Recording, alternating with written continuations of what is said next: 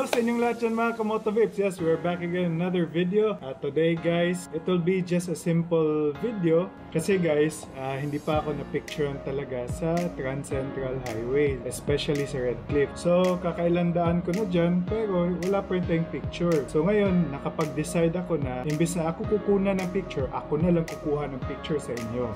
Okay? So, ayan guys, nag-purchase tayo ngayon ng LowPro Tracker 150 para lagyan natin ng mga camera gears natin, especially the Canon M50 and this DJI Osmo Action camera. Hopefully guys, within this week makakakit tayo doon at makapag-picture tayo. Kasi ilan ikot na ako doon, talaga hindi pa ako na-picturean eh. Ako na lang magpipicture sa inyo guys. Okay ba? So hopefully guys, this coming weekend, magkita-kita tayo doon.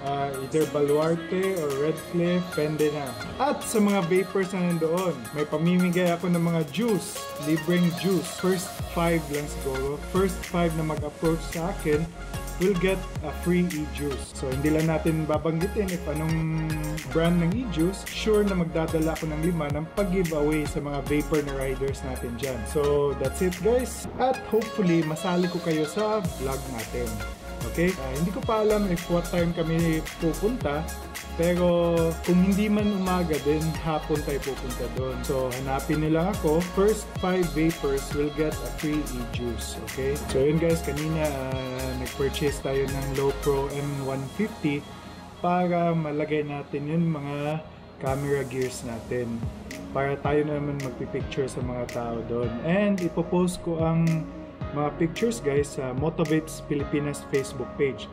So it's www.facebook.com/motovapespilipinas. Okay? You'll need to unlock your phone first.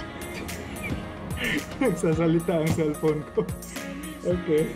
Ba, may nasabi ako na nag-trigger sa kanya. So that's it guys. Once again, don't forget to hit the like and subscribe button below, share the page, write a comment down below, and see you again next time on our upcoming video. Kita-kits tayo guys this weekend sa Trans Central Highway. Sige guys, see you!